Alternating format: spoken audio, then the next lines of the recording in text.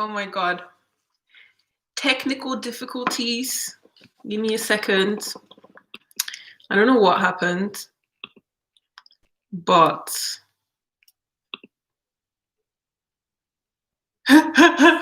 you're seeing 3 lives. Let me actually go and cancel the other lives. Just bear with me. I mean. Hello. Sorry guys, wait a minute, because like I don't know what happened, but YouTube said you're not doing a live.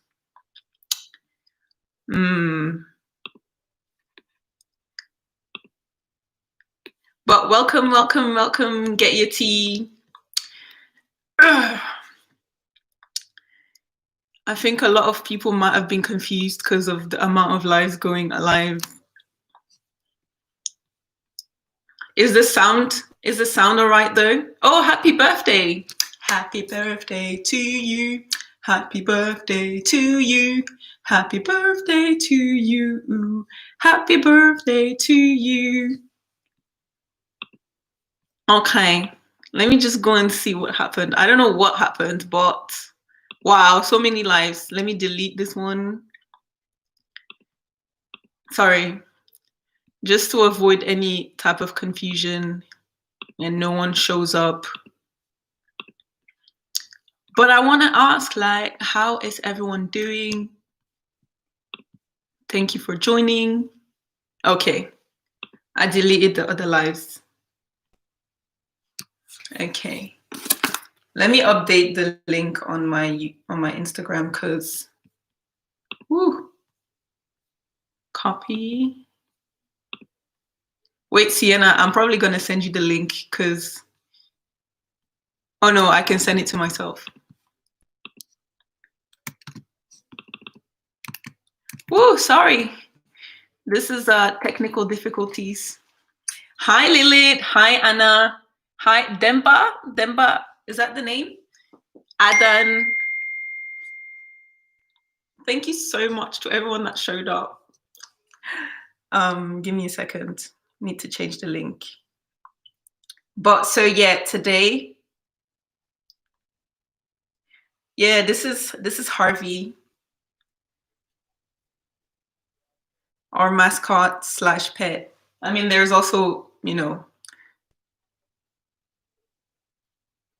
okay. Let me just link in bio if you want to join. How much time did I lose? Okay, it's 3 minutes. It's fine. I hope everyone is seated, ready to listen.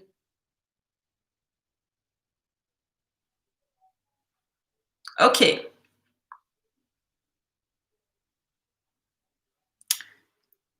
Honestly, period. You said exactly what you had to say.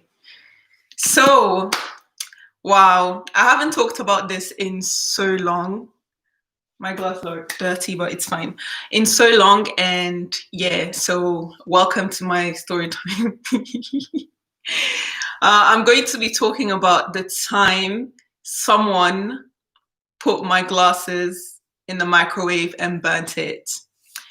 So to have for it to be chronological, for those who didn't know, I used to work at the airport in Belgium.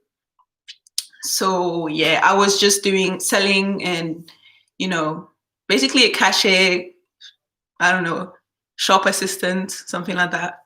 And yeah. And usually I have shifts early in the morning. So that means I have to take the train. I have to wake up really early, take the train and go to work.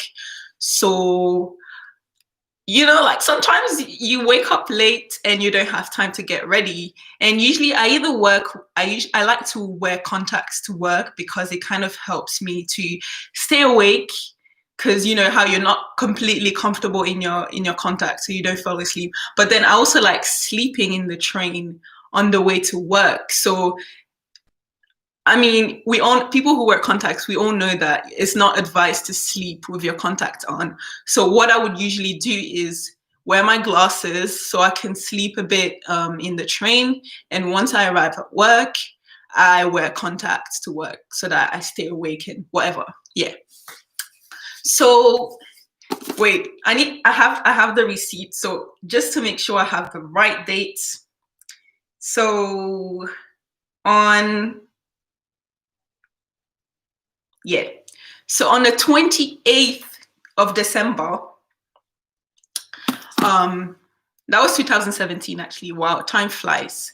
On the 28th of December 2017, I went to work like always, early in the morning. And once I arrived, I was in such a hurry because when you work at the airport, you have to go through you know, yeah, oh my God, 2017, it's been a long time. Yeah, I'm gonna save the life, don't worry. So so I was late. Basically, I was late that day, and I was in a hurry because there was something wrong with the train. So I was in a hurry, and usually, first thing you do is like you go up, and then there's like secret doors for staff, and then we have like a staff like a changing room, I guess, and it's like one big room, and then there's like two doors, like one for the female lockers and then one for the male lockers, and then that there's like a common room connected to those, and in that common room you have like a microwave, fridge, you can buy drinks. Basically, this is where people can go to eat before, after work and stuff like that. If you have enough time, you can go there to eat. And usually there is like a security guard in that room, and on top of that there is also CCTV. There's a, yeah, basically there's that. So I knew I was gonna be late. So basically I went to wear my contacts. So there's a mirror. I went to wear my contacts. I removed my glasses and then I left it there. And then because I was in a hurry, as I said, I forgot my glasses there. So I'm running to work, la la la, and you know, I had a great day at work, whatever. I don't know. It wasn't that deep. I don't even remember how that day was, but whatever. And after my shift, I go back to that room, and first thing I notice, like as soon as I open the door, there is like smoke, like you can smell something that burns really bad. And I don't know if you guys know about this, but Belgium, like there was like terrorist attacks at the airport. So I got so scared that something like this happened again, and there was like a fire at the airport. I was like, oh my God, oh my God. So I was like with my colleagues, and then we were like all in panic, like what happened? And all of a sudden, like my gaze goes towards the microwave. Like I see an object, and I see an object I'm not supposed to be seeing in the microwave. I'm just like shaking, you know, even remembering, like I'm shaking right now. And something leads me towards the microwave. So I go towards the microwave. I see a familiar object. I'm just thinking to myself, are these not my glasses? I'm thinking, wow. Like I tell everyone, yo, these are my glasses. Wait a minute. So someone actually decided, and it was definitely a woman. It was definitely a woman because I forgot it in the women's changing rooms. It was definitely a woman. A woman, I'm not going to say who because I actually don't know who it is, but I have my suspicions. A woman, a lady, a female, took my glasses from the changing rooms and actually went ahead and put it in the microwave, closed that microwave, turned it on, and just let that shit burn. And I was thinking to myself, how,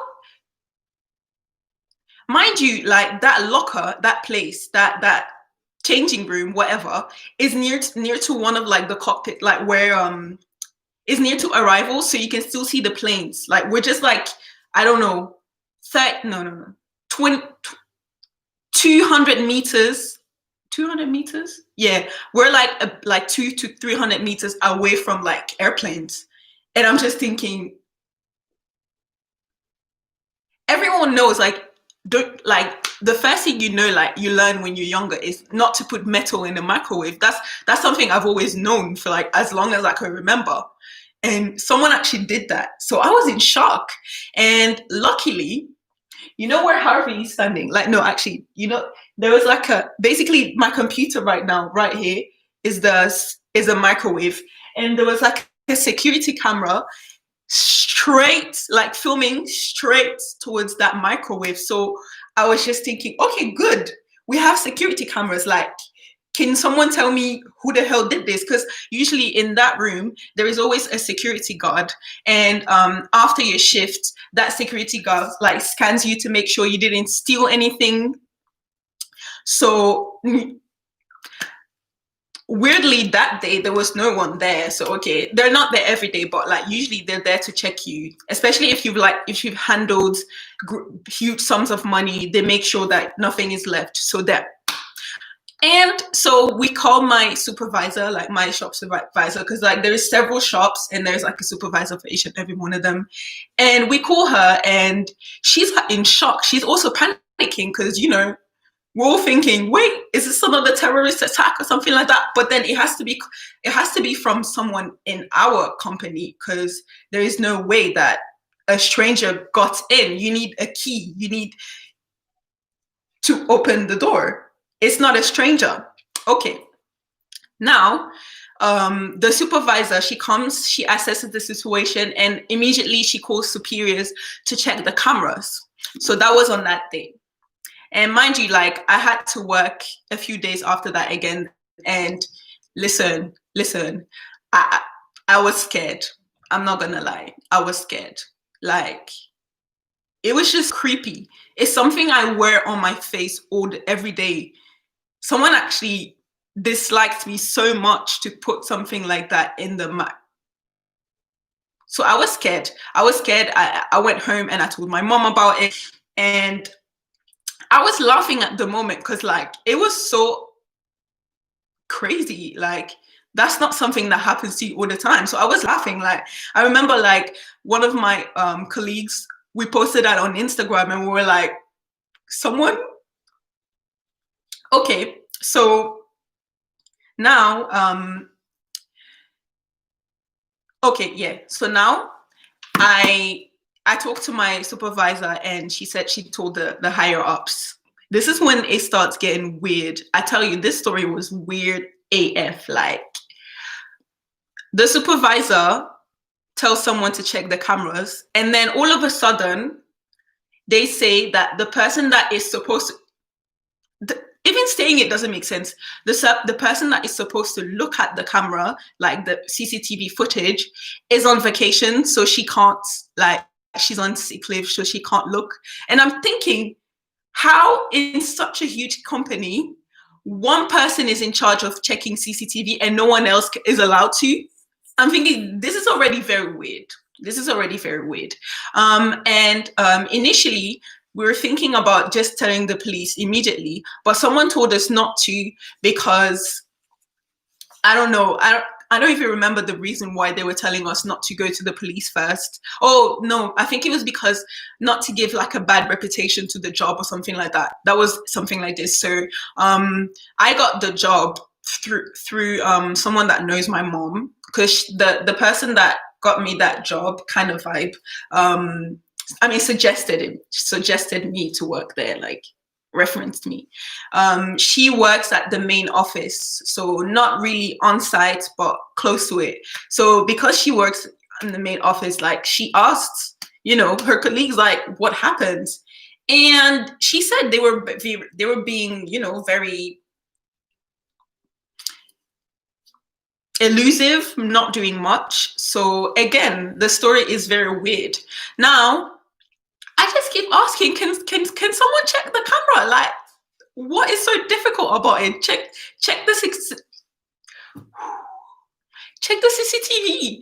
And so now, I mean, work, the news spreads, everyone knows what happened to me, and everyone is asking me questions. People are speculating. Everyone is asking me, do you have an issue with anyone? Like, this is obviously a hate crime. Like, and then how hard is it to press a few buttons and check the camera? That's what I'm asking. How can a big company like that rely on one person to check the camera? Okay, that doesn't make sense. Okay, so as I was saying, everyone is asking me, do you have an issue with anyone? And if you know me, I'm a very quiet person, especially in an environment where I don't know anyone. Do you know what I mean? Like, I'm quiet, and that's who I am. And I just talk to people, like, what if they ask about me. But I'm not like the talkative person, not the talkative type. But I'll be friendly to you if you talk to me. And I don't know. I'm just being a respectful worker, and I'm minding my business. Like, I'm not coming here to make friends. I'm here to work and make money. That's it. Do you know what I mean? And so everyone is speculating. So I'm thinking, who do I have an issue with? Who do I have an issue with? No one, no one. And the thing I'm telling myself is, majority working there is elderly white women, like in their 50s, lower, like between their 30s and 50s. And then the only young people are, they're minorities. Like, some young people are minorities. Some young people are like kids of people in higher positions, and they got the job, la la la. And like, people who I interact with, they're just people that are like me. I mean, we're all young, but I never felt like we had an issue. To be fair, like, I don't even know. So I was like speculating, I was trying to think who could have done something like this. And I remembered an instance where, so if you're familiar with the airport, like the duty free shops, there's like one where it's like a walkthrough. We call that a walkthrough. And basically there's like all the drinks, whatever you want to buy is there. You have to walk through, and then it's like there, yeah. And then you also have like the small shops, the clothing shops. Usually I was stationed in the clothing shops or chocolate shops, la la la. But that one day, my supervisor sent me to the walk through because they were missing manpower, basically. And as soon as I arrived, she told me to take over a Karen. Karen, I don't know her name, but I'm gonna call her a Karen's cash machine, like cash register. She told her to take her money out, and also just do front of house. So front of house, like arranging everything in the shelves to make sure it's presentable. And like every shop has their rules on how they present stuff and where everything should be. And because that's not my department, I don't know how to do it, but I can work a cash register. So that's why she told me, work in the cash register. Karen was angry. Karen was looking at me, and she was like, why? Who is she to come and take my cash register? Like, why? And everything. She should go and do the front of house. And we're both like, I was telling Karen, like, I don't care. I don't care. Like, you can stay at your cash register. I don't mind, because when you take over someone's cash register, their mistakes may fall to you. So whatever they did, as long as they didn't log off completely, the mistakes they did during their shifts can be blamed on you. So I was like, I don't mind. I will go and arrange, and you can stay there. Do you know what I mean? So she was not expecting me to be this mellow. I think she was expecting me to be like, who the hell do you think you are? Get out of here. Let me get it. I didn't care. I was like, let me just walk around and, and see. Yeah. So that was the only person that I could have suspected to have anything against me. But other than that, I didn't know who could have done something like that. And this is why, like, I was scared to go back to work, because you see people coming at you, smiling at you every single day, asking you how you're doing, trying to have a conversation with you. And then behind your back, there's someone that hates you enough to burn your glasses. So now, going back to the story, CCTV, the person that is in charge is still nowhere to be seen. Apparently, I think she lost a closed one, so something like that. So they're saying, oh yeah, they're waiting till she comes back. And you're wasting my time. You're wasting my time, because these type of cases, you have to tackle it immediately. Initially, I wanted to go to the police, but then my mom said, because the person that got you the job is is in that company still, maybe out of respect, maybe talk to her first, and then from what she says, we can go forward. So I was like, okay, I understand. I don't want to like tarnish her reputation or anything. So I just aligned myself with what my mom said, and I just waited. And then, wait, I have receipts because I need to make sure I'm saying everything right. And then I told one of my colleagues about the story. Hi. Hello. Thank you for watching from Brazil. Wow.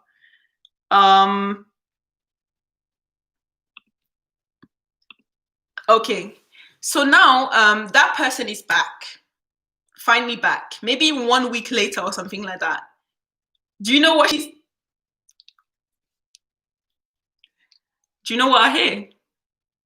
They're telling me that, oh, they don't have access to the CCTV footage. You have to ask the police. I'm just thinking, are you serious? Are you serious? You're going to tell me that your own company's footage,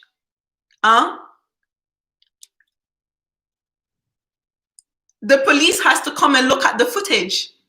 Are you serious? This did not make no sense. This did not make no sense, because these same people have pictures of people who stole from their stores backstage in the storage room. It's an airport. Exactly. Negligence. Exactly. These people have like CCTV prints of people who... Oh, sorry. Today we're not talking about Korean men. That was so cute, but I'll talk about that. But right now I'm talking about a story time. Oh, bless you. So these people, they have like CCTV footage of people who stole. I remember, like, as soon as I started working, they were like, oh yeah, look out like for these people. There is a way. They printed that. It's not the police that came and was like, okay, here, CCTV footage, print it and paste it in your background. These people have it. So now the story starts becoming, weird. They're telling me that I have to go to the police. Meanwhile, I already lost so much time waiting for like the outcome.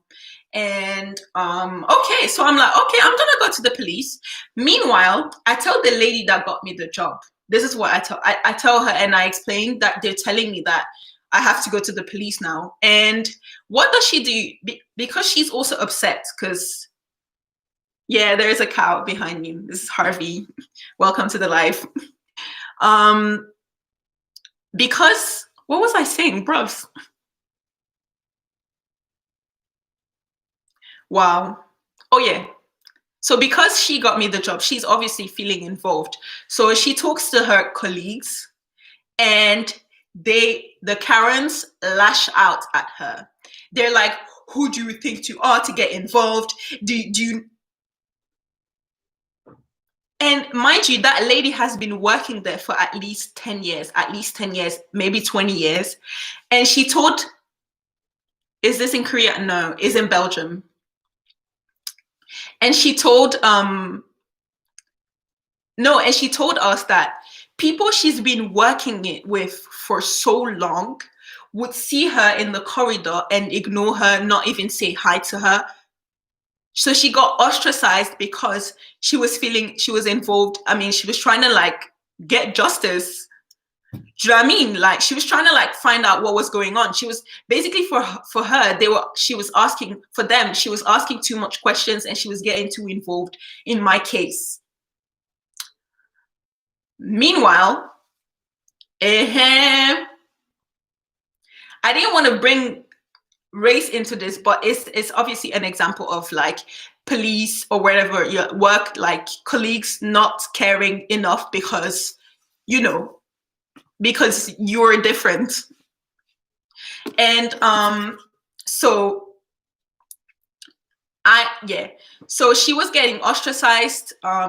They weren't really saying hi anymore, not talking to her. She was like kind of like shoved to the side. So that was like already the second or third warning sign that this was not normal, that this was not normal. Then I finally decided to go to the police. I think I went on, yeah, I think I went to the police station on the 4th of January. And before that, on the 3rd of January, they were telling me that they were still analyzing the footage before they told me to go to the police station. Yeah. And then on the 4th of January, I went to the police station and, you know, I told them what was up, what happened to me. You know, it's just like when I go to work, I'm just there to work and I don't really care who's around me. And I don't know. To be fair, I still don't know who did it. I don't know. I really don't know. So I was at the police station and I told them what happened, and I don't think they took me seriously, but I'm just thinking, how can you not budge knowing that this could have been so dangerous, because this is happening at an airport. On top of that, like, we don't joke at the airport. You know it. We all know that. People don't joke about stuff like that at the airport. And so they took me to this room with like mirrors. It was so intimidating. It was so intimidating. And he took my deposition. I don't know how to say it in English. My plain, whatever. Oh yeah, he took my, whatever, my testimony or what. I don't even know how you call that in English. But yeah, he took my deposition in French. And then they said they'll contact me. So I was like, okay, so maybe justice, woo. And I think it was time for me to go back to, statement. Thank you very much. Thank you very much. They took my statement, and then it was almost time for me to go back to Nottingham. So I left thinking the police was going to handle it. And also I left the glasses in their care. That was so dumb. I shouldn't have. I should have kept it. So now they called me on the 17th of January. Meanwhile, I was like having back and forth with the police. I was asking them, okay, so what is the news? Like, do you have an update? And then all of a sudden, the person who is in charge of your case is on sick leave or holiday, you're gonna have to wait until he's back. And then all of a sudden, like, I'm getting pressed by it because everyone is like directing me to one person to another. Like, at this point, like, come on, you need to chill, you need to do your work. Like, come on. And all of a sudden, after that, like, some other police officer contacts me and is like, these two police officers are having two different versions. So one messages me and is like, I'm the new police officer in charge of your case. And meanwhile, he didn't even know that the other police officer was back. And that other police officer contacted me. And like, he was asking me, he was asking me like details on the case. And because I said that, in the meantime, sorry, a lot was happening. But in the meantime, one of my colleagues messaged me and said, have you heard? Everyone said it was someone from da-da-da. And I was like, what? How come you are already talking because you heard this and I, the concerned, have not even been contacted?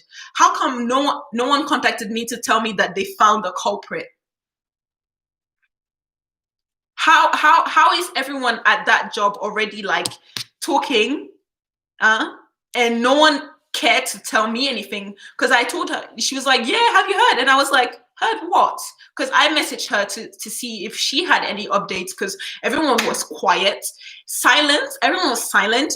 And so she was saying, everyone knows that someone, like, everyone knows that that they found the culprit. And I was like, I don't understand. No one told me anything. So I'm getting pressed at the police, and they called me one day and they're like, we sent you forms that you have to sign. That if you don't sign the form is not gonna you're not gonna be allowed to go to court with it or something like that. But on that form, it was written that I agree with the fact that the culprit stays anonymous or something like that. And I was like, there's no way. After you guys have done so much, after you guys have changed versions, sending me from one place to the other, I want to know who did that. I want to know who did this.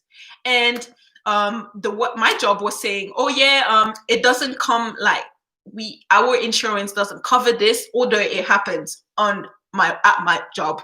And they were like, no, because it's someone that did it. It's not like a work accident or anything like that one of your items got.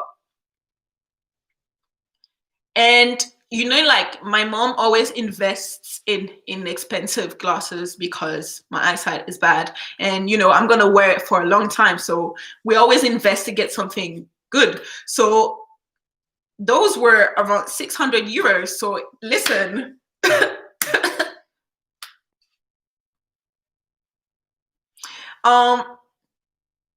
So I still don't know, and the police is telling me to sign something to shut my mouth.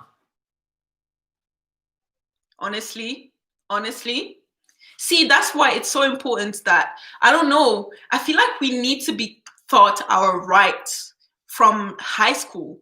So many people let stuff pass by because they don't know what their rights is, because the police had such a, how do you say it in English, neerbuigend. It's like kind of looking down upon my case. And we looked for lawyers, and the lawyers were like, oh yeah, there's no use to start. Why did you study for so long? I mean, what are you a police officer for? Because we all know that if the victim was a white person, you would see this on the news, because no one is supposed to be lighting this type of fires in an airport on top of that. Do you know what I mean? And oh yeah, and also the police officers were telling me, I told the police officer that people contacted me to tell me that they found the culprit, and they called me and they were like telling me that I have to tell them the names of the people involved, and I just had a bad feeling about it. So I said I don't want to disclose the names, and I think I did a good job not disclosing, because I feel like something would have gone wrong from there. And it was just weird the way they handled the whole situation. And like my mom wants to reopen the case because, sis, I had to use my money I earned from working there to buy a new pair. This one, the same pair, to buy this. And listen, like, I'm not gonna lie, ever since then, I've like tried to avoid going to like searching for a job, because I'm just so scared. Like, my unconscious self is so scared of whoever has, smiles at my face, but goes to do such evil things behind my back. Do you know what I mean? It's like, yeah, my mom was like, listen, wait, how come you don't want to work anymore? And I was like, I don't know. I don't feel like working, mom. And she was like, wait, are you still like, is it because of the time that they burnt your glasses? And I was not I was not even conscious that it was because of that.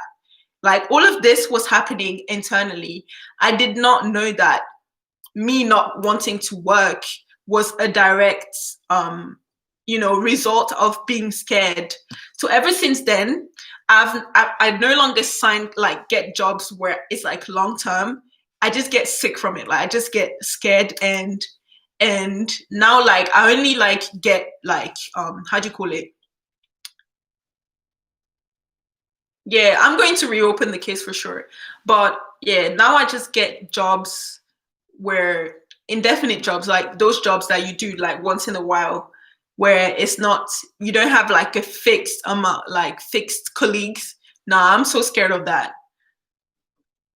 I don't want to engage in like stable jobs anymore, because it's just crazy how two-faced people can be. And they worked hard to hide this whole case. I'm pretty sure they were doing everything to hide the whole case, because this whole case smells suspicious. Is very suspicious. So many red flags everywhere. But the thing is, you might ask me, like, why did I not fight more? And imagine people around you. Honestly, people around you will tell you, no, they're not gonna do anything. Like, we looked for a lawyer. The lawyer was like, like, I don't advise you to do anything. You're gonna lose the case. They probably identified what kind of case it was, and even the lawyer was being really like rude, which brings me back to the whole BLM movement right now. Is that it's very important to have people who don't have any type of prejudice or lazy about their jobs, because this is a direct result. This is a direct result of it. Like, you have people not taking you seriously because you're a minority. Because we all know that if it was one of the Karen's daughters, the whole country would have known about it. That shit would have been on the news. Everyone was going to get, interviewed. We all know this shit. We all know. Like, nah, it's crazy. Like, to this day, I'm just thinking, no, I was just so young. I mean, it was 3 years ago. I mean, I was young. I was young and I wasn't as strong as I am now. And I didn't know how to come up for myself, especially when you face the police. It's actually crazy, but the police have this authoritative status, like image figure, that just intimidates you. Although it's people who are supposed to be defending you and protecting you, but like, it makes me realize how much they're just there to scare people. Do you know what I mean? And honestly, everyone needs to know their rights, because so many cases just slip away because the plaintiffs didn't know how their case could have been fought. It's crazy. But I'm gonna reopen the case right now. I'm just like, but I'm also scared that because of the whole BLM movement, they're gonna be even more annoyed, and they're gonna be like, we're not doing anything. Reopen the case. These people are too comfortable with abuse of power. That is so true. That is so true. Your abuse of power is, sometimes you don't even feel it. You don't even feel it actively. You don't even feel it actively. It happens at the back of your head. When it first happened, I was really angry. And I was very, very, very, very determined to justice for I was very determined to get to the bottom of this. But then, as I was confronted to the police, as I was confronted to my superiors, as I was confronted to lawyers, the more I was losing confidence. And yeah, people saying stuff like, oh, but the police have better cases to handle. And I'm just thinking, so the more I hear stuff like this, I'm just thinking, oh, is my case not that serious? But when I think about it, no one is going to give you 600 euros in the street just like that. And the nature of it, glasses in the microwave. Can you imagine? The whole department was smelling like smoke at an airport on top of that, as if it wasn't already bad. Now that I'm just thinking about it again and sitting down to think about all of this, I'm just realizing how they try to étouffer l'affaire, to bury the whole case. That is so true. Because we know that, like, it's obvious that if the culprit was a minority, the whole country would have known about it. Oh, yet another terrorist in Belgium, la la la. Which leads me to think, it's sad that I have to think like this, but this leads me to think that it was a white person that did that shit. Because otherwise, we would have all known who it was. And they, exactly, imagine the microwave exploded. I swear we have psychopaths. Mm-mm. So yeah, this was my story time. This is why I'm scared to work. And yup, it's an ongoing case because we're gonna have to, I'm gonna have to go to the bottom of this, look at my deposition, my statements, because I have a printed statement, and go back to the police officers and find a way to get my glasses back, with the hope that they didn't destroy it. But regardless, this is not a closed case.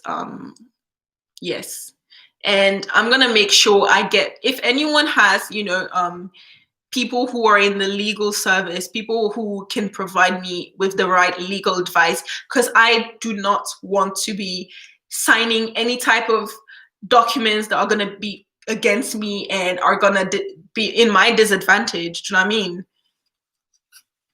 Or I might have to, do some research, and maybe I might have to do some research myself, and and find a way. But if anyone has, if anyone knows someone and that person is familiar with the law in Belgium, something like that, please tell me. Please tell me. Yeah. So yeah, this was my story. Thank you so much for tuning in. Yeah. If anyone has any questions, might as well get through it.